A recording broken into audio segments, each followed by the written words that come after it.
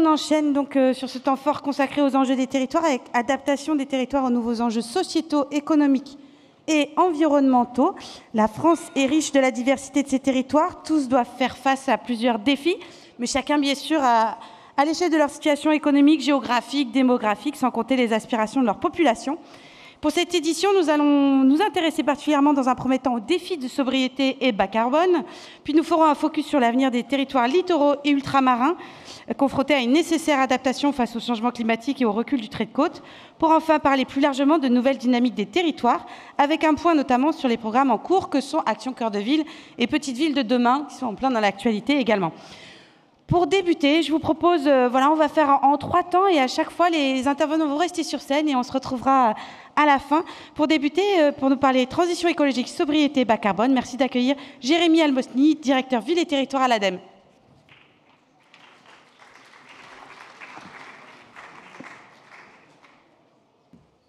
Bonjour monsieur, merci d'être avec nous. Je vous en prie, installez-vous. Désolée de mon petit retard, mais on avait une discussion passionnante, vous en conviendrez. Et elle le sera tout autant maintenant. Peut-être pour commencer, partager avec nous quelques éléments de constat. Aujourd'hui, depuis ce matin, on le dit, il est impossible désormais de nier la nécessité de la transition écologique. Il faut même accélérer et vous nous confirmez que les territoires, c'est un peu en première ligne, quoi. Oui, complètement. Donc, merci à nouveau de l'invitation. Effectivement, j'étais dans la salle et j'ai écouté la conversation précédente qui était passionnante et j'aurais des questions certainement à poser aux 2 architectes. Bien sûr, 3 constats. Bien sûr, on a le changement climatique qui s'accélère et la particularité, c'est qu'il est dorénavant visible et mesurable. Quand on regarde le dernier siècle, c'est une température qui a augmenté de plus 1,8 degrés, excusez-moi. Et lorsqu'on se projette à 2100, on a déjà des scénarios à plus 4 degrés. Et donc là, forcément, nous avons des traductions extrêmement nettes et claires. La fréquence et l'intensité des événements extrêmes, inondations, sécheresses, canicules sont aujourd'hui visibles et alimentent une grande partie de nos postes télévision, malheureusement. Et donc, face à cela, on peut aussi donner une autre dimension, une dimension économique. Quand on regarde, par exemple, le régime CatNat, donc ce qui permet de compenser le coût de catastrophes naturelles. En 2023, c'est 6,5 milliards d'euros.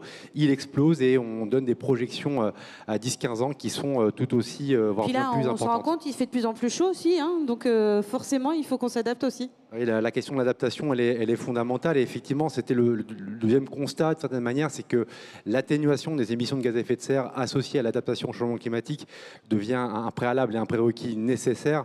On le voit bien lorsqu'on regarde la trajectoire française de nos émissions de gaz à effet de serre.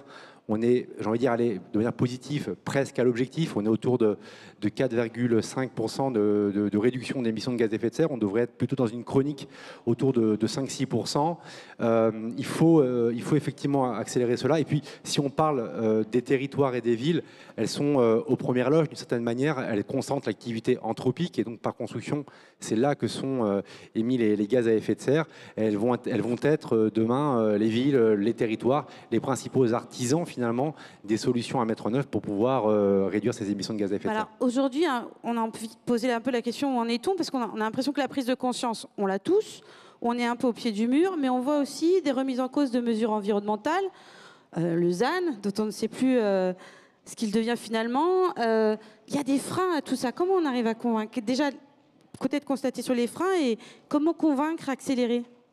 Alors, ce qui est certain, c'est qu'il y a 5 ans, on était encore dans des phases un peu de convaincre. Et l'actualité des événements que je citais préalablement pousse et démontre d'une certaine manière à agir et à prendre conscience. Si je prends quelques enquêtes sociologiques, 80% des Français évoquent l'importance de changer de modèle, d'agir pour le climat. Et pour autant, cette prise de conscience ne permet pas forcément le passage à l'action. Et donc dans les freins, alors, vous avez cité l'actualité parlementaire de mesures un peu phare de la transition écologique. C'est vrai qu'il y a une certaine ambiguïté entre l'engagement de certains territoires. On voit bien que dans la plupart des SRADET, des stratégies régionales, la question du ZAN y est intégrée, alors qu'il est aujourd'hui clairement débattu. Et donc on sent qu'il y a une préférence donnée à la levée des craintes sur les blocages de projets plutôt qu'à l'intégration de cette composante environnementale essentielle, alors qu'il existe des solutions tout à fait adaptées. Je peux citer les ZFE. On a eu des interventions remarquables des présidents de métropole de Lyon, de la métropole du Grand Paris pour dire nous sommes partis, nous y allons. Et pour autant, la question de la ZFE est re-questionnée. Donc on voit qu'il y a cette ambiguïté entre finalement l'engagement des territoires et puis peut-être des offensives politiques sur le sujet. Complexité aussi, enfin voilà, c'est ce qu'on disait un peu ce matin, nécessité aussi de, quand on est au pied du mur, ben, on a peur de sauter quand même.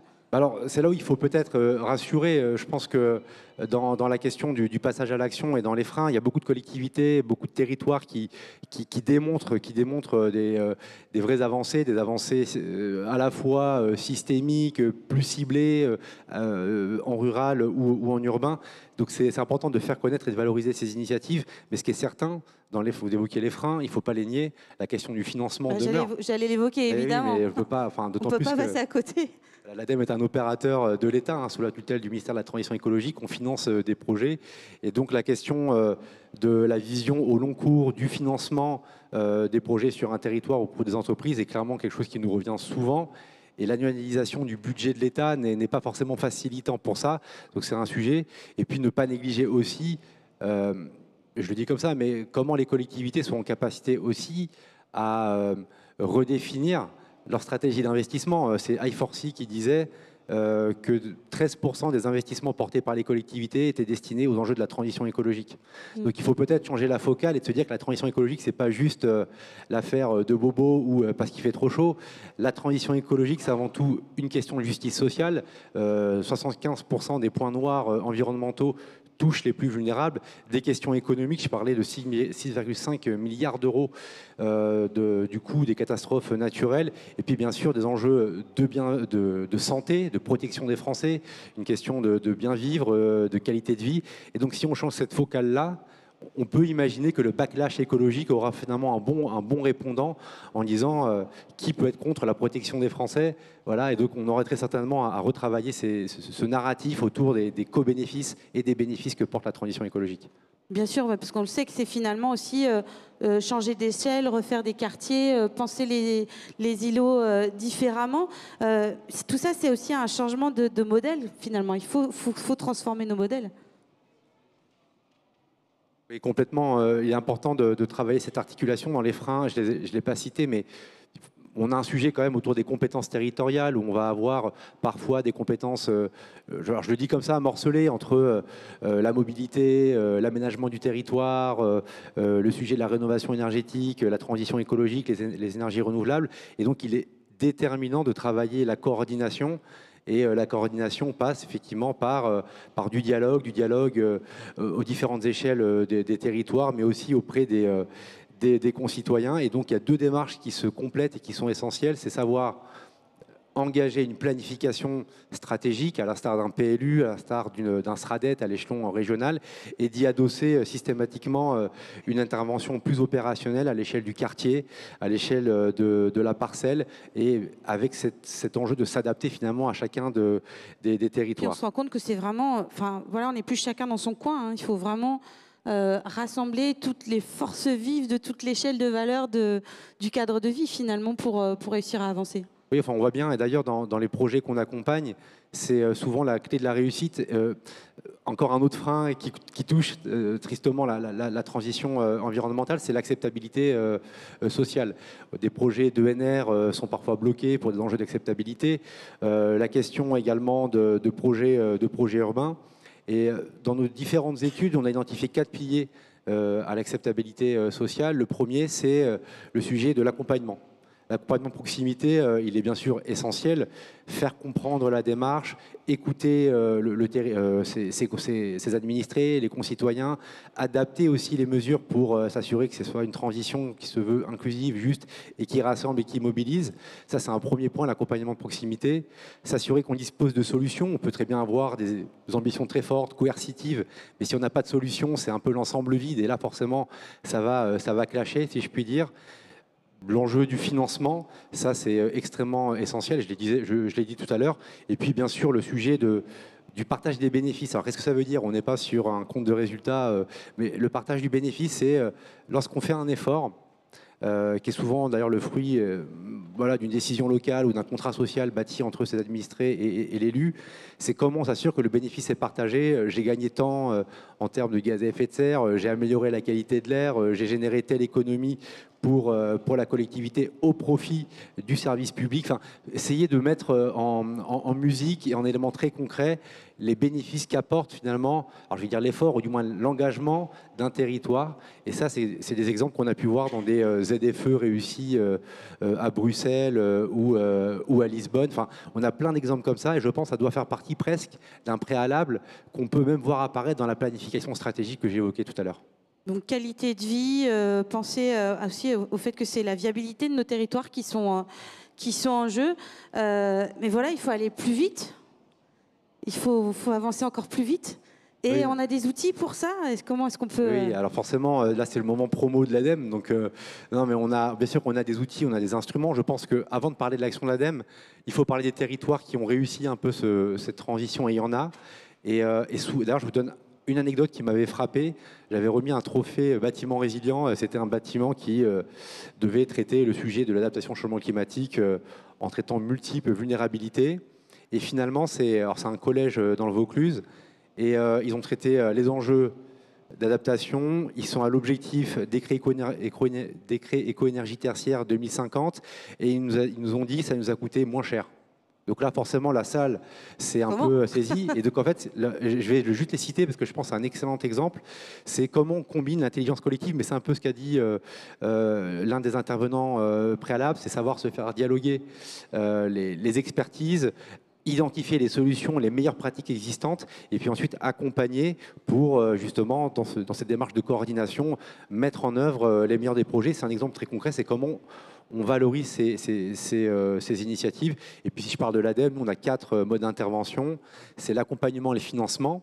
Donc ça, c'est un élément essentiel. Et bien sûr, on est attentif, très attentif aux discussions parlementaires qui vont s'ouvrir sur le projet de loi de finances et on espère voilà, disposer de moyens pour continuer à agir. Et donc dans les dispositifs que l'on peut citer sur la cible des collectivités locales, on a le programme Acté Plus qu'on pilote avec la FNTCR qui permet d'accompagner les territoires dans l'atteinte des objectifs du décret éco-énergie tertiaire. Et puis des démarches plus systémiques, territoires engagés pour la transition écologique, où on donne un cadre de référence aux collectivités pour adresser leur plan climat. On a bien sûr un sujet extrêmement important autour des outils pour aider le territoire à prendre des décisions. Outiller à la décision locale, c'est essentiel. Comment on capitalise la donnée, comment la donnée devient un outil d'aide à la décision pour prendre les bonnes orientations, ne pas tomber dans la maladaptation. Et donc pour ça, je peux citer Plus Fraîche Ma Ville, je peux citer des observatoires divers et variés qui sont à la main des collectivités et gratuits. Et puis ne pas négliger le sujet de la mobilisation des acteurs. J'évoquais tout à l'heure des freins, je ne l'ai pas cité, mais le manque d'ingénierie est manifeste. Et sur l'appui à l'ingénierie, que ce soit sur la mobilisation des acteurs locaux, des acteurs économiques, des citoyens, l'ADEME déploie des programmes relais pour pouvoir justement doter les territoires ou des relais autour de l'accompagnement. Donc c'est un patchwork assez vaste d'actions qui sont mobilisables directement par les collectivités locales. Merci beaucoup. Alors on l'entend, des territoires, un rôle de catalyseur, voilà, d'identification des besoins, de cadrage. C'est vraiment là d'où tout part. Merci beaucoup pour cette première intervention. Je vous en prie, vous restez avec nous. Je vous demande juste de vous décaler d'un petit cran. Vous pouvez l'applaudir. Et nous allons maintenant passer justement à nous intéresser plus spécifiquement aux territoires littoraux et ultramarins, confrontés dès aujourd'hui à un défi de taille du fait du changement climatique, érosion, recul du trait de côte, sensibilité particulière aux phénomènes de tempête, submersion ou encore d'inondation. Faut-il encore un exemple ? Il y a de cela seulement quelques jours, le 6 juin dernier, pour être plus précise, 2 maisons ont été démolies dans la commune bretonne de Tréfiagat pour prévenir leur destruction par le recul du trait de côte et les tempêtes, un type d'opération qui pourrait bien se renouveler en Bretagne comme dans d'autres territoires du littoral dans les années à venir. Comment anticiper les transformations urbaines et économiques de ces territoires face au changement climatique? Pour en parler, je suis ravie d'accueillir, merci de les accueillir, Madame la députée Sophie Panonacle, députée de la Gironde et présidente du Conseil national de la mer et des littoraux. Je vous en prie, installez-vous. Vous pouvez l'applaudir. Bonjour. Vous représentez également l'Association nationale des élus des littoraux et Monsieur Sébastien Dupré. Bonjour à vous, directeur risque au maire au CEREMA.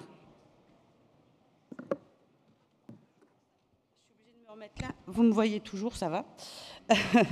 Donc justement, peut-être pour commencer, Monsieur Dupré, il est important, je pense, de faire un état des lieux quand même. Hein, Maintenant, c'est fait. On a cet état des lieux des risques aujourd'hui actuels pour ces territoires. Je crois qu'on a une slide qui doit pouvoir s'afficher pour que nous en disiez un petit peu plus justement aujourd'hui. Oui, alors bonjour à tous, merci de l'invitation. Merci aussi pour la diversité là, des personnes qui sont présentes, parce que je pense que pour traiter de ces questions, on a besoin de la diversité que vous présentez. Peut-être 2 chiffres quand même avant de présenter cela, parce que je pense que les territoires littoraux sont extrêmement particuliers, je pense que Sophie le redira. Peut-être redire quand même que 65% des emplois qu'il y a sur les territoires littoraux sont des emplois liés au tourisme. Voilà. Territoires littoraux, ils sont touristiques et industriels. Ça, c'est quand même un chiffre qui parle beaucoup. Le deuxième chiffre, c'est qu'à peu près 8% du patrimoine de logement français, il est sur cette petite bande d'1 kilomètre qui fait le tour des côtes françaises. Donc il y a un enjeu de concentration, de densité. La densité de logement est 2 fois plus importante, 2 fois et demi plus importante sur le littoral que partout en France. Voilà, juste pour remettre un petit peu le paysage. Le CEREMA, vous nous connaissez peut-être, hein, on est le premier établissement de l'État en charge de l'adaptation au changement climatique, et on est établissement à la fois de l'État et des collectivités locales. On a 1000 collectivités qui aujourd'hui adhèrent et contribuent à la fois à notre gouvernance et à nos sujets. Et donc, on a travaillé sous l'égide du Comité national du trait de côte pour produire finalement la première étude globale qui permet de comprendre une partie des conséquences du changement climatique sur le littoral. Alors il y a déjà beaucoup de connaissances qui existent, hein. Il y a des observatoires locaux, mais aujourd'hui on n'a pas une information qui est complète, on n'a pas une information qui est interopérable, et pour construire une politique publique nationale et agir localement, on avait besoin de remplir ce vide. Donc un travail a été fait qui a permis d'évaluer finalement le recul du trait de côte sur les 50 dernières années, hein, parce que ce n'est pas un sujet nouveau. C'est un phénomène ancien, et on sait qu'aujourd'hui, il y a 20% du littoral français et ultramarin qui est exposé au recul du trait de côte. Et voilà, on a perdu à peu près 4000 terrains de foot depuis une cinquantaine d'années. 4000 terrains de foot, c'est énorme. 4000 terrains de foot, c'est énorme. On parlera des projections après peut-être, mais déjà si on regarde le bilan aujourd'hui, il est important. Puis on a à peu près 500 hotspots, 500 communes qui sont concernées, et vous le voyez là dans les zones les plus foncées, c'est les zones où on a le plus de logements qui sont concernés. Et puis, sujet qui était évoqué tout à l'heure, les questions du logement, elles doivent être vues dans un système un peu en poupée russe avec le territoire. Et ce qu'on oublie aujourd'hui, c'est que les choix de construction, je crois plus 50% de logements neufs sur le littoral sur les 30-40 dernières années, quelque chose comme ça. Ce qu'on oublie de dire aussi, que tout ça, ça a été accompagné de beaucoup d'ouvrages côtiers qui protègent. Enfin, qui protègent aujourd'hui, d'infrastructures, des digues, tout un tas de choses. Et en fait, c'est à peu près la même longueur que les zones qui sont exposées au recul du trait de côte. Donc les hypothèses, les choix locaux qu'on fera techniquement, financièrement, d'entretenir, de rehausser éventuellement ces ouvrages auront des conséquences très significatives sur le futur. Je n'ai pas encore répondu à votre question, je crois. Si, mais donc on parlait justement des risques. J'ai envie de me tourner vers vous, Madame la députée. Est-ce que aujourd'hui, on voit la carte existe, il y a des communes qui sont déjà confrontées. Est-ce qu'aujourd'hui, on peut dire que ça y est, il y a une prise de conscience et que les choses avancent? Alors, pas encore assez. Bonjour à toutes et tous. Oui, une prise de conscience, je l'espère, je vais être optimiste cet après-midi. Oui, tout de même, je pense que, je lis la presse comme vous toutes et tous tous les matins, et il n'y a pas un matin sans un, voire plusieurs articles concernant ce sujet d'érosion côtière sur l'Hexagone, en Corse, sur nos territoires ultramarins. Donc la prise de conscience, elle est là. L'information, elle passe aujourd'hui. Le travail avance, et donc notamment, comme le disait Sébastien Dupré, au sein du Comité national du trait de côte. On a été missionné en mars 2023 pour réfléchir ensemble. C'est la première fois qu'un comité rassemble l'ensemble finalement des acteurs qui s'intéressent à ce sujet. On peut parler d'élus, d'experts, de scientifiques, de services de l'État, d'ONG, d'associations et d'acteurs socioprofessionnels. Donc, on a avancé, on a fait des propositions. Au niveau des plus hautes instances du gouvernement, tout le monde est largement alerté sur le sujet. Les propositions ont été également transmises. Donc, la prise de conscience, elle est là. Maintenant, il faut une suite. Mais alors justement, la suite, on en est où? Écoutez, on continue, je continue de manière imperturbable à avancer depuis 2018. Je pense qu'il faut être tenace pour pouvoir progresser sur ce sujet et pour pouvoir surtout aboutir à ce que les élus locaux bénéficient d'un financement, vous parliez tout à l'heure du problème du financement pour l'ADEME, d'un financement également pérenne pour porter leurs projets d'adaptation face au changement climatique.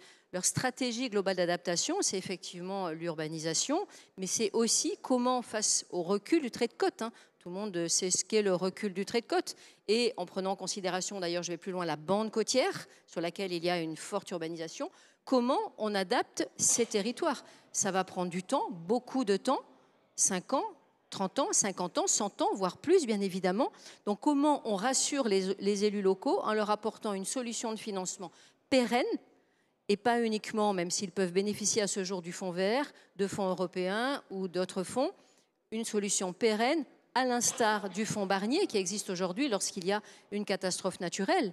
En faisant appel, nous insistons parce qu'au sein du CNTC, nous y serons très attentifs, en faisant appel à la solidarité nationale, donc on créerait un fonds érosion côtière qui viendrait en soutien aux élus locaux dans le cadre, et uniquement dans le cadre, de la mise en place de stratégies locales d'adaptation au changement climatique. Est-ce que déjà les finances locales permettent d'avancer, de progresser à petite échelle, puisqu'on l'entend qu'il y a de moins en moins de sous dans les caisses de l'État? Est-ce qu'il faut... L'urgence est là quand même, donc L'urgence est là, ça c'est indéniable, et tout le monde le sait. Aujourd'hui, il y a 7 plans partenariaux d'aménagement qui sont en cours, qui permettent à ces territoires d'être accompagnés sur une première phase d'ingénierie, c'est-à-dire que des bureaux d'études notamment accompagnent les élus dans qu'est-ce que va devenir mon territoire dans les années à venir. Je ne veux pas les oublier tous, je vais essayer de les citer. Vous avez Coutances, Mer-Bocage, vous avez plus près de chez moi Biscarrosse, Soulac, Lacanau, vous avez Bidart, Saint-Jean-de-Luz, vous avez 7 Aglopole Méditerranée. Et je sais que j'en oublie parce que j'en oublie toujours, mais bon, bref, voilà, en gros c'est ça. Ces territoires bénéficient donc de ce PPA et leur première phase d'étude est financée en partie par l'État. Sinon, ils essaient eux aussi par, je le disais tout à l'heure, des fonds européens, de fonds verts, de compléter. Mais il va falloir maintenant que les études arrivent à terme, en tout cas sur certains d'entre eux, passer à la phase opérationnelle. C'est-à-dire mise en place. Sébastien parlait à l'instant d'ouvrages. Est-ce qu'il faut consolider certains ouvrages? Est-ce qu'il faut en construire d'autres? Je ne sais pas, on n'est pas... Ou est-ce qu'il faut laisser tomber aussi parce que... peut-être en détruire, mais ne serait-ce que détruire un ouvrage, ça a aussi un coût. Ça ne se fait pas tout seul avec une pelle et un râteau un matin. Donc, il y a les ouvrages. Il y a aussi la mise en place de solutions fondées sur la nature. Alors, l'accompagnement est intéressant avec le Conservatoire du littoral notamment, mais pas que. Je pense que ça, ce sont des solutions qui ont un coût aussi. On ne recrée pas une dune comme ça s'est passé à Soulac quand l'immeuble Le Signal a été démoli parce que vraiment il y avait péril imminent par rapport aux habitants de cet immeuble. Je me suis rendue sur place depuis. La dune a été recréée, c'est formidable. Alors, le paysage est transformé. C'est vraiment incroyable ce qu'on arrive à faire. Mais tout ça, en tout cas, dans l'organisation des collectivités, c'est de l'argent. Et cette phase opérationnelle, aujourd'hui, on ne sait pas la financer. On n'a pas encore les moyens de la financer. C'est ce qu'on rate dans le cadre de chaque PLF. C'est ce que j'espère réussir dans le cadre du PLF de 2026, parce que c'est un peu le dernier rendez-vous avant les présidentielles. Alors justement, en plus, Monsieur Dufray, on sait que les risques se cumulent un petit peu, parce qu'on parle du trait de côte, etc., mais il y a la submersion, il y a tout ça, et puis à la fin, il y a aussi des risques économiques pour le territoire. Oui, vous avez raison. Ce qu'on évoquait juste avant, c'était les conséquences du recul du trait de côte. À 2100, c'est 450 000 logements qui sont concernés à la fois par le recul du trait de côte, mais aussi l'élévation du niveau de la mer.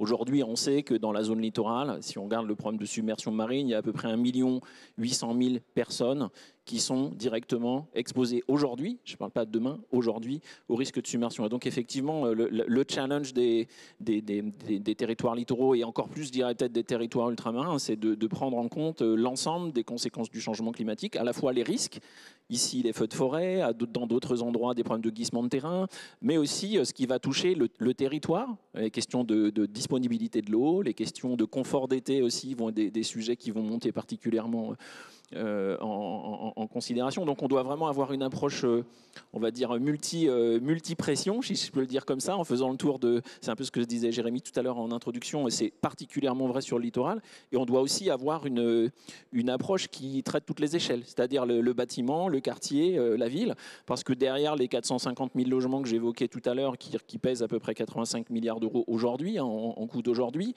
on a aussi 300 stations d'expuration, 250 km de voies ferrées, je ne sais plus combien de gymnases. On a décompté l'ensemble de tous ces enjeux et c'est disponible.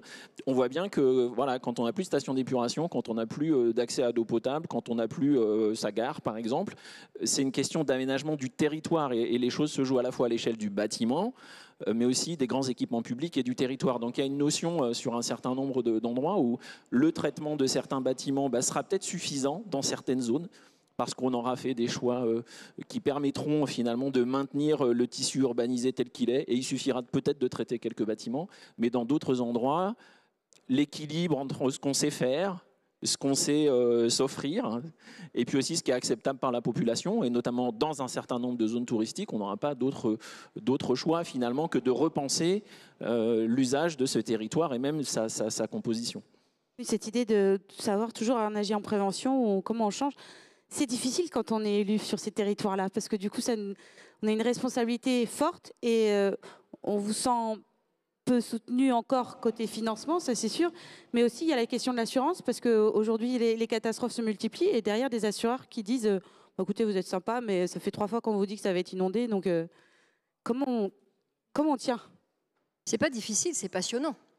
Franchement, alors c'est difficile, oui, bien évidemment, parce qu'on n'est pas encore au bout de tout ça et on a là un peu cet écueil du financement, mais je suis optimiste et nous allons le résoudre, bien évidemment.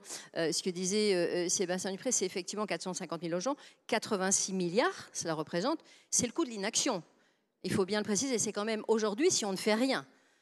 J'ose espérer que tout le monde sera capable de prendre la mesure, l'ampleur du problème et qu'effectivement on apportera des solutions pour diminuer ce coût. Sinon, quel que soit le financement qu'on va trouver, c'est juste, ça sera ingérable. Non, je dis c'est passionnant parce que quelque part, on est face au changement climatique. Voilà, je crois que là, il y a plus de sujet. Et sur les territoires littoraux, on a vraiment une nouvelle histoire à raconter. On parlait d'acceptabilité, je crois que c'est extrêmement important d'intégrer dès le départ de l'organisation de ces territoires, de la mise en place des stratégies, d'y intégrer la population, de leur raconter cette nouvelle histoire, de leur dire que, eh bien oui, ce que l'on pouvait faire jusqu'à présent, avoir une belle maison les pieds dans l'eau, on oublie, ça ce n'est plus possible. Peut-être qu'il y aura certaines plages qui ne seront plus accessibles parce que trop érodées, parce qu'une fragilisation de la nature importante, mais on pourra faire des tas d'autres choses différemment, avec sans doute, et je l'espère, un paysage environnemental, naturel, qui reprendra le dessus, et avec des territoires, écoutez, encore plus beaux, parce qu'on ne peut pas dire le contraire. Franchement, on a des littoraux magnifiques, mais on en a certains qui sont très urbanisés. Alors quand on regarde l'océan, ça va, quand on tourne le dos, parfois, ça fait un peu peur quand même. Donc on a de quoi espérer finalement, et de rester optimiste. Pardon ? On a de quoi espérer et de rester optimiste. Mais je crois qu'il faut, on a une jeune génération aujourd'hui, nous en parlions il y a quelques instants, qui est face à une situation géopolitique internationale extrêmement trouble et inquiétante, face au changement climatique qui est là, qui va nous réserver quand même des épisodes durs. Donc pour cette jeune génération, on doit être allant, on doit les accompagner et on doit construire leur monde de demain, bien évidemment. En ce qui me concerne, en tout cas pour le littoral, je ne lâcherai pas parce que c'est des territoires que tout le monde aime, on le voit bien, la pression elle est là. Il ne s'agit pas tout d'un coup d'interdire d'aller vivre sur le littoral ou de ne plus en profiter, mais de faire tout ça différemment pour pouvoir en profiter très très très longtemps. Pour conclure, peut-être quelques mots, quelles attentes on peut avoir, quelles prochaines étapes ? Moi, je rejoins totalement Sophie sur la prise de conscience. Et d'ailleurs, le fait qu'on a un débat sérieux autour de la question assurantielle, qui est un des leviers. Il y a des questions de planif, de réglementation, des questions techniques et les questions assurantielles. Le fait qu'on ait un débat aujourd'hui, que le record de l'assurabilité soit mis en place, que la CCR va mettre en place un observatoire de l'assurabilité. On est d'ailleurs ravis de travailler avec eux pour mettre à disposition des connaissances sur les conséquences du changement climatique.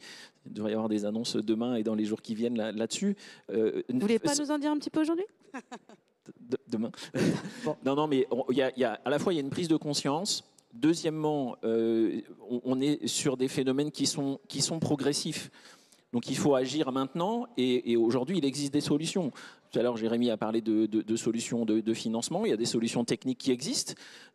Sophie a mentionné le recours de plus en plus large aux solutions fondées sur la nature par exemple, pour remobiliser toutes les potentialités de la nature. Et le Conservatoire du littoral avec le projet Adapto Plus dans lequel on est une solution. On a aussi besoin d'inventer les solutions de demain. Les bonnes vieilles solutions techniques, il faut les imaginer et il y a une dynamique dans les entreprises de la construction. Les échanges qu'on a ici en témoignent et dans les entreprises de travaux publics qui montrent qu'on peut avancer. Et finalement, il faut retourner cette contrainte, ça a été dit tout à l'heure, la contrainte est libératrice pour en faire une opportunité d'augmenter l'attractivité des territoires littoraux, le tourisme qu'on a souhaité avoir il y a 30, 40, 50 ans, on voit qu'il atteint ses limites. Donc réintroduire la nature, augmenter la qualité de vie dans ces territoires pour que ce soit attractif à la fois pour les touristes, mais aussi que ce soit un endroit où la qualité de vie y est agréable pour tous les résidents qui ont souvent du mal à se loger. C'est un message plus politique qui appartient à Sophie, mais on constate aussi ça. Donc on a énormément d'opportunités et on a un peu de temps pour agir si on s'y met dès maintenant. Faut pas continuer on a du temps, mais il faut accélérer quand même. Il faut accélérer, il ne faut pas être dans le mode habituel, c'est-à-dire on met 10 ans pour planifier, on met 15 ans pour trouver de l'argent et on met 30 ans pour réaliser. Donc il faut être modeste, il faut faire des petites choses dès maintenant et les additionner, les superposer et agir sans attendre. Voilà. Et la mobilisation dans les territoires, elle est déjà faite. Certaines collectivités ont besoin d'être aidées financièrement, en ingénierie aussi. Et je pense que voilà, les conditions sont quand même réussies pour avancer. Alors pardon, sur l'assurance, je ne vous ai pas répondu, simplement parce que on a maintenant, on s'est mis d'accord sur un concept, c'est-à-dire que l'érosion côtière n'est pas un risque naturel majeur. C'est un phénomène prévisible, inéluctable, donc ne rentre pas dans le cadre de l'assurantiel, du système assurantiel. Donc du coup, je l'ai vraiment zappé de mon esprit, c'est pour ça. Et pourtant, les France Assurance et les agents généraux d'assurance font également partie du Comité national du trait de côte parce que on réfléchit quand même avec eux sur demain par rapport à ce sujet. On parlait d'urbanisation, d'urbanisme. Nous avons également l'Ordre des architectes qui fait partie du Comité national du trait de côte. C'est intéressant de savoir à quoi vont ressembler les maisons de demain.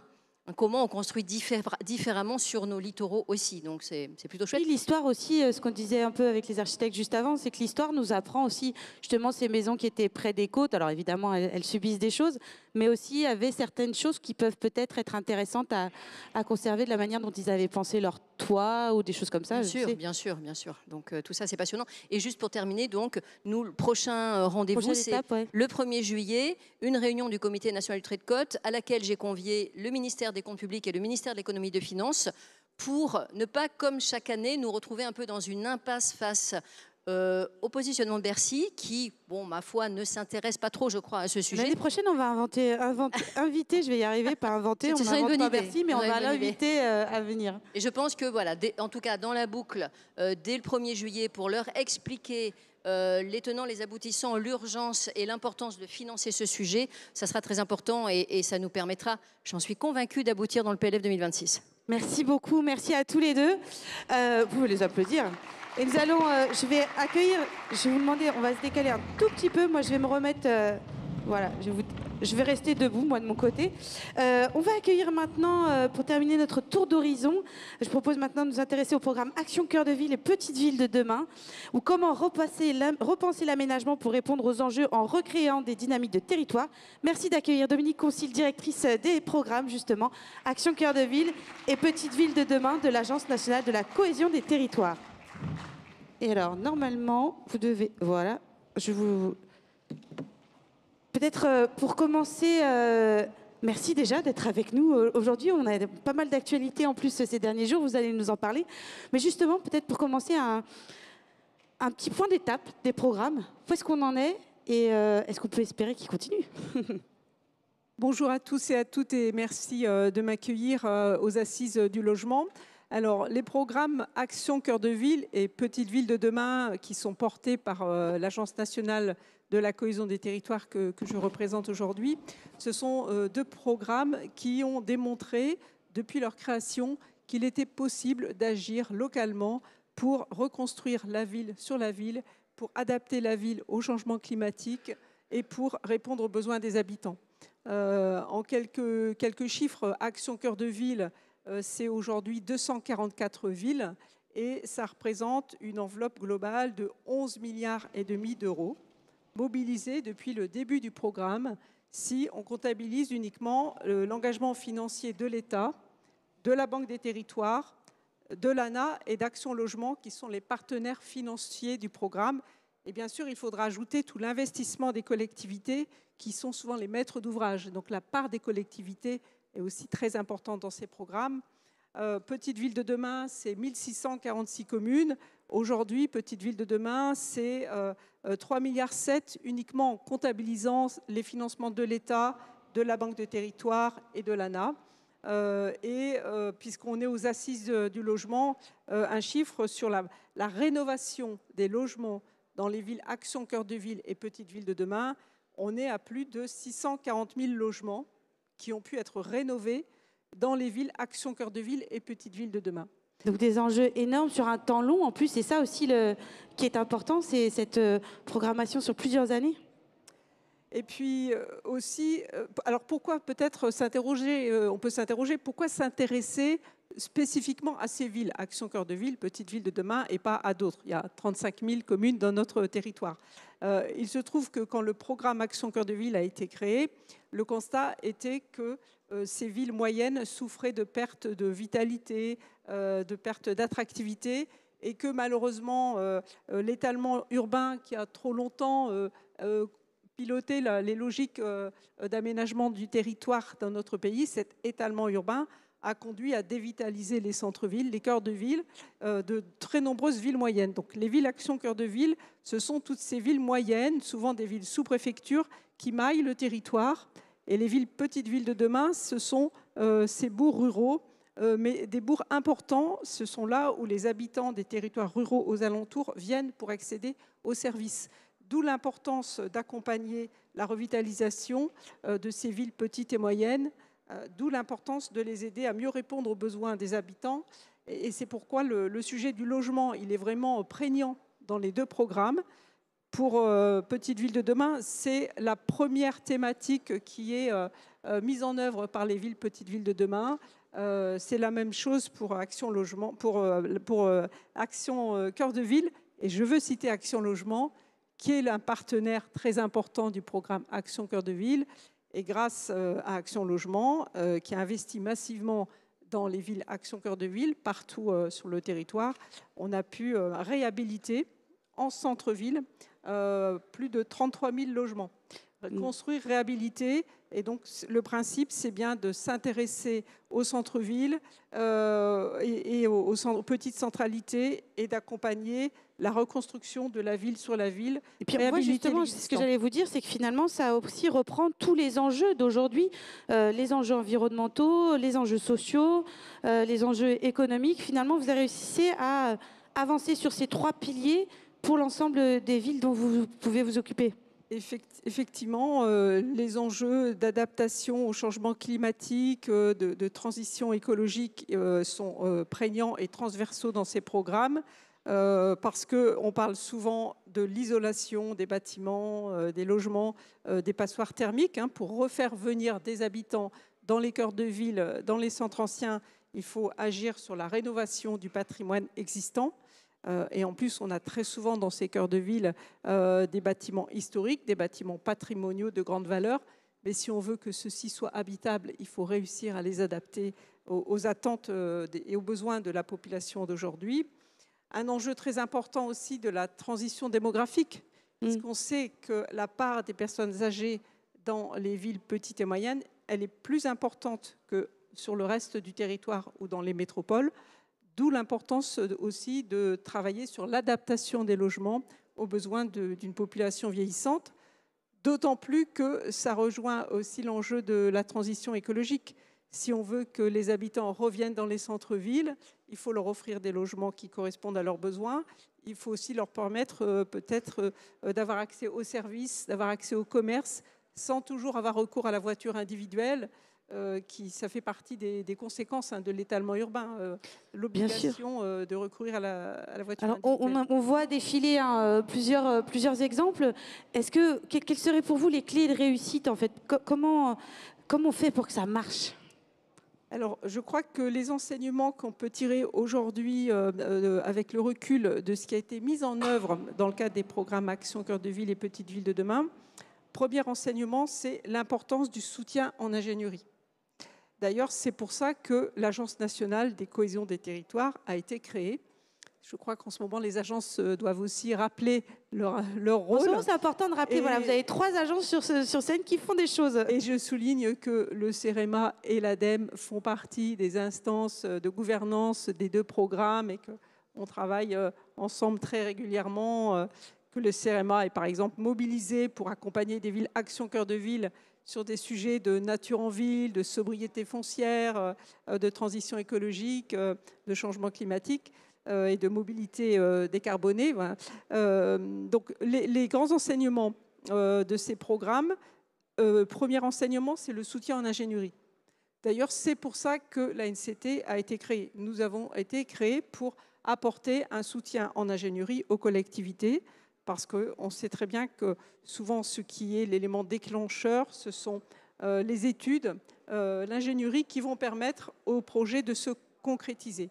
Donc le soutien en ingénierie, l'apport en ingénierie, il est essentiel.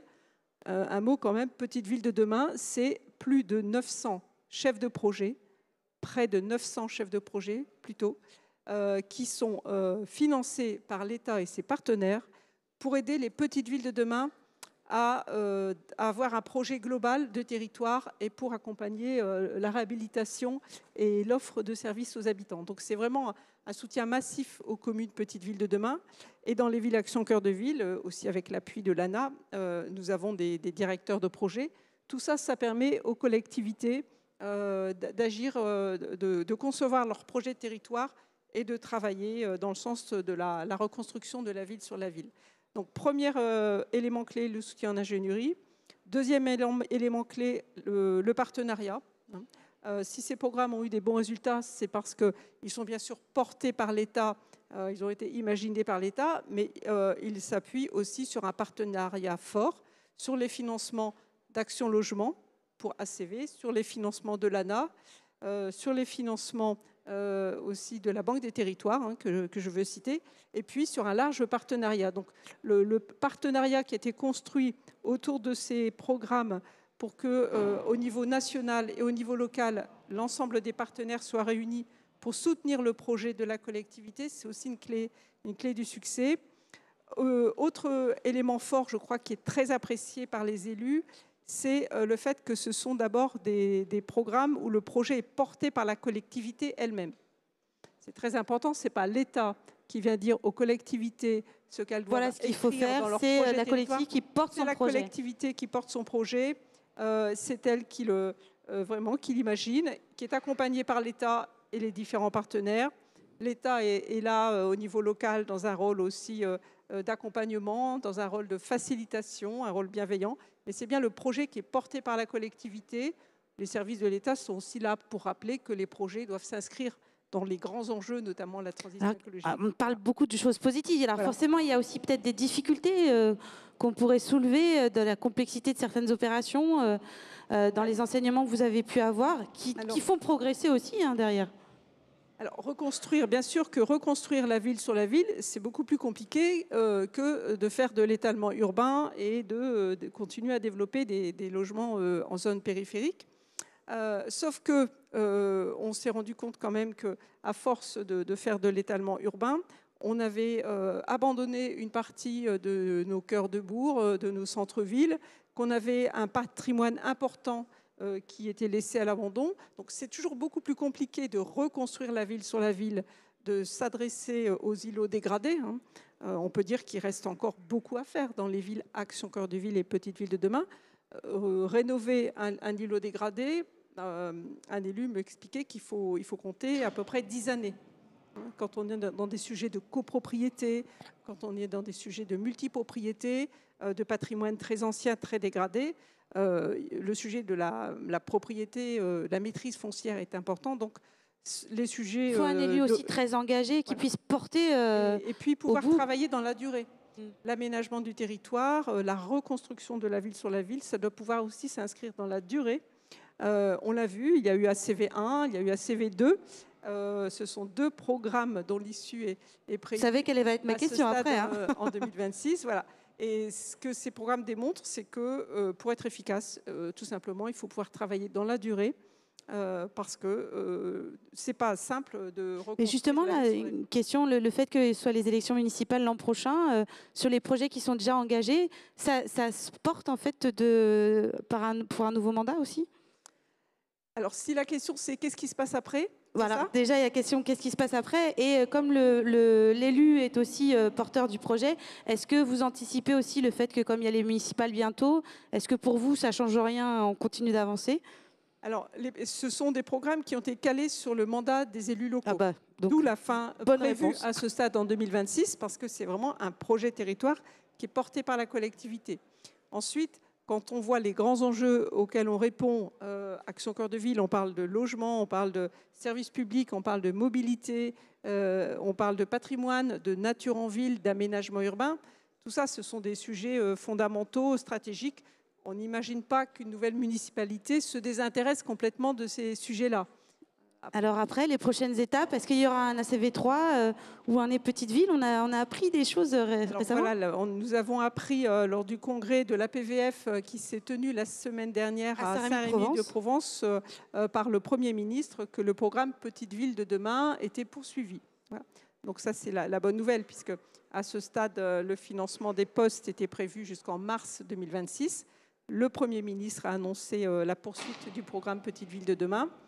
Pour Action Cœur de Ville, nous avons bientôt un nouveau congrès de Ville-de-France, qui est l'association d'élus. On avait M. Débat ce matin, voilà, qui est en attente aussi. À Libourne, début juillet. Donc on espère aussi avoir des bonnes nouvelles lors de ce congrès. En tout cas, nous travaillons en interne sur la présentation des résultats, sur la présentation aussi des méthodes qui permettent d'agir et d'être efficaces, sur la diffusion des bonnes pratiques. C'est un peu aussi notre ADN à l'ANCT que de faire des événements nationaux, des événements régionaux où on présente les différents projets qui sont portés par les villes pour démontrer tout simplement comment on peut agir sur ces sujets de revitalisation des centres-villes.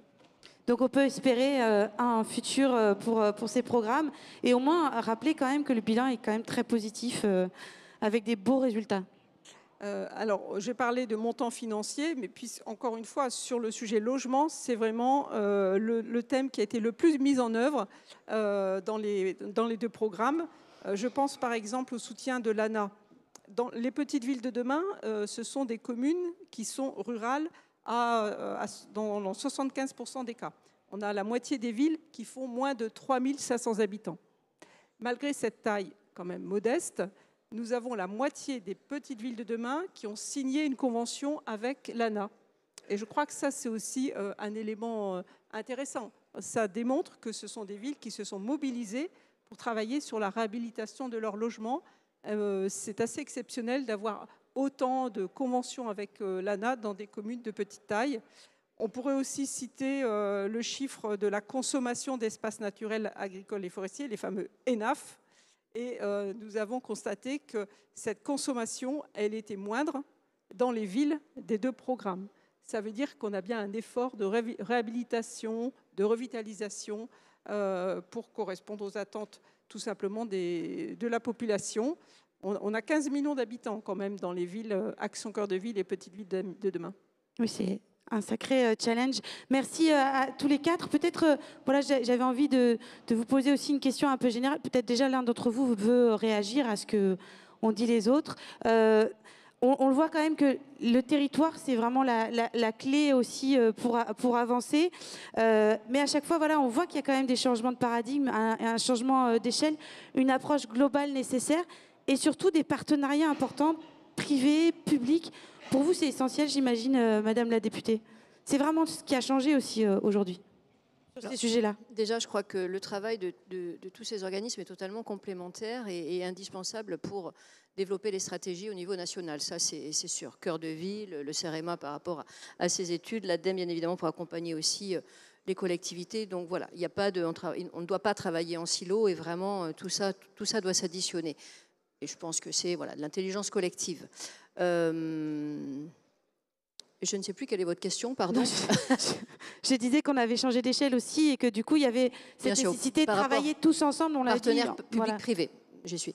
Oui, bien évidemment, partenaire public-privé. Ça, je rencontre également des entreprises, dont une que je vais citer, mais je ne fais pas la publicité, c'est l'entreprise d'Aimé qui est venue me voir dernièrement et qui propose justement aux collectivités ces partenariats public-privé pour organiser les territoires. Ils ont une expérimentation actuellement, pas du tout en France, mais à Venise. Ils travaillent avec la collectivité de Venise. Venise, on voit bien l'impact du réchauffement climatique sur cette magnifique ville qui est terrible et leur propose des solutions et des partenariats publics-privés. Venise est totalement impliquée sur cette nouvelle solution parce qu'ils se rendent compte que de toute façon, avec l'argent public, ils n'y arriveront pas. Et ils ont aussi besoin de cette expertise privée, de scientifiques notamment et d'autres experts. Donc je crois qu'en France, il faudra effectivement évoluer sur ces mode de travail, sur ces partenariats à mettre en place, à la fois par rapport à l'expertise, mais aussi par rapport au financement. Les financements publics-privés seront indispensables. Et peut-être que des organismes comme l'ADEME, le CEREMA ou d'autres seront à terme, et pourquoi pas, c'est pas non plus dangereux, je ne crois pas plus que ça, auront besoin d'être financés à la fois par de l'argent public et privé. Monsieur Almosny, vous vouliez réagir? Alors sur la question de la coopération, de la coordination, bon, ça appuie un des messages que j'essayais de tenter de porter tout à l'heure, le rôle des collectivités locales pour fédérer. Sur le sujet des financements, je donne l'exemple de la rénovation énergétique. Quand on regarde l'objectif qu'on a d'ici 2050 d'avoir 90% de notre patrimoine, enfin des bâtiments classe A ou B, c'est un marché autour de 40 milliards d'euros. Donc de penser que l'État va financer ça chaque année, c'est faux. Donc ça nécessite d'une certaine manière de trouver des nouveaux moyens de mobiliser aussi l'engagement d'acteurs privés. Donc bien sûr, les établissements bancaires, on peut espérer voilà, des facilités données pour qu'ils puissent y aller. D'ailleurs, petite promotion, demain, nous avons un événement sur le financement de la rénovation énergétique où nous allons émettre des recommandations avec Sustainable Finance Observatory et puis Respublica sur comment mobiliser justement des financements privés. Ça tombe plutôt bien. Voilà, ce n'était pas anticipé, mais ça tombe plutôt bien. Et on voit bien que c'est une condition nécessaire. Mais pour ça, je pense que les acteurs privés, ils ont besoin de stabilité, ils ont besoin de confiance. Ils ont besoin aussi d'une visibilité au long cours parce que investir sur l'avenir, ça leur donne aussi des garanties d'avoir un coup gagnant. Puis on leur demande de se transformer en plus. Voilà, et je pense que l'État et la collectivité, au moins à l'échelle du mandat, alors c'est sûr qu'on a des mandats, je ne vais pas dire, je ne suis pas pour des mandats de 10 ans, mais on a quand même des sujets qui peuvent parfois générer certaines frilosités chez les acteurs économiques pour s'engager. Donc il faut aussi faciliter ces conditions. Et puis, au-delà de la coercition, qui est un élément un peu couperé, c'est l'incitation autour de projets exemplaires par des principes d'exemption divers et variés. Et je pense qu'on a tout, on a vraiment tous les instruments mobilisables pour y parvenir. Et je pense que beaucoup d'acteurs, certainement ici présents, ont envie d'y aller et il faut juste leur donner les conditions et le cadre pour bâtir cette confiance et cette stabilité au long cours. Monsieur Dupri. Oui, peut-être un complément, parce que j'ai abordé tout à l'heure finalement deux des sujets sur lesquels on intervenait, qui sont notre petite expertise, conseil et puis recherche. Ce que vous disiez m'inspire l'importance de la capitalisation, qui est aussi une de nos missions, pour plusieurs raisons. D'abord, parce que je pense que dans cette phase où il y a beaucoup d'incertitudes, où on se pose beaucoup de questions, c'est important de montrer que c'est possible. Donc il y a un effort de conviction au travers de bons exemples, montrer que c'est possible. Deuxième objectif, c'est aussi finalement de permettre aux différents acteurs, publics, privés, de se prendre en main aussi d'une certaine manière, à partir des exemples qui ont été identifiés, à partir de toute la trituration qu'on peut en faire, des éléments de méthode, des éléments de doctrine, c'est extrêmement important. Et puis par rapport notamment, je pense aux investisseurs privés qui se posent quand même des questions en termes de risques, des risques qu'ils prennent en investissant. Voilà, ces éléments de capitalisation, ils sont importants aussi parce qu'ils peuvent fixer aussi un peu la ligne au-dessus ou en dessous de laquelle c'est risqué ou pas d'investir. Alors sans toujours aller jusqu'à de la normalisation des agréments un petit peu à l'ancienne, le côté un peu coercitif par rapport à l'innovation qu'on a besoin d'alimenter, c'est aussi extrêmement important pour cette raison de faire de la capitalisation.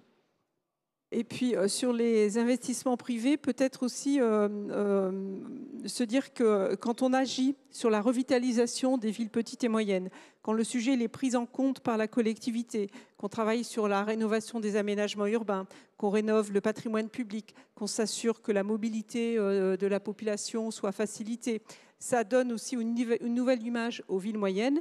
Et on a vu dans de nombreuses villes, Action Cœur de Ville, que ça permettait de faire revenir des investisseurs privés parce qu'on change l'image de la ville moyenne. Ce n'est plus une ville qui est vue comme une zone un peu en perdition. C'est une ville avec une nouvelle attractivité qui redevient au centre du jeu, une ville où on peut prendre plaisir à vivre et à travailler. Et d'ailleurs, les dernières enquêtes que nous avons montrent un fort attachement des Français aux villes petites et moyennes, des villes qui sont appréciées pour leur qualité. C'est refaire l'identité des territoires aussi. Et donc, changer l'image de ces territoires, ça permet aussi de faire revenir des investisseurs privés.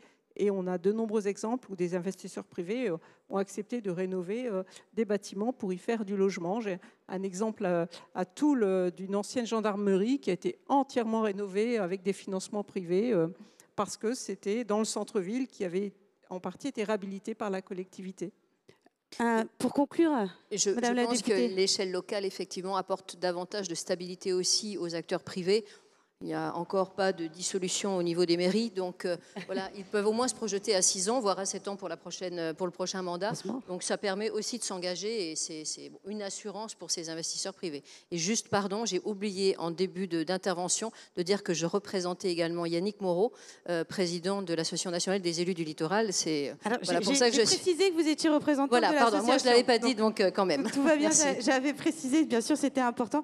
Merci vraiment à tous les quatre d'avoir été là. Et montrer aussi voilà, l'importance de votre collaboration, que ce soit des élus, les agences, tout le travail que vous pouvez mener aujourd'hui. Et me tourner vers la salle, peut-être, si vous avez éventuellement une ou deux questions. Je ne vois pas de questions. Bah, écoutez, je pense qu'on a été très, très clair. Merci beaucoup. Merci pour tous les exemples que vous nous avez apportés. Je vous propose de faire une petite pause. On a eu des très très beaux sujets et on se retrouve à 16h30 pour la fin de clôturer nos sessions de conférence. Notamment, on va parler renouvellement urbain, ce qui est quand même un sujet extrêmement important. Notamment, on va parler quartier de demain, mais également avec Monsieur Vergrit, donc président de l'ANRU, qui nous parlera un petit peu justement de l'avenir de l'ANRU. Une grande question. La ministre devait conclure nos échanges, mais malheureusement, elle est retenue au Sénat. Voilà, on en est désolé. Elle nous avait promis un message, elle nous avait promis quelque chose. Je l'ai appris ça tout à l'heure. Donc, en tout cas, restez avec nous. Et puis, on aura la remise des Grands Prix des Assises, montrer encore des exemples, montrer qu'on peut avancer. Merci à tous. À tout à l'heure. 16h30.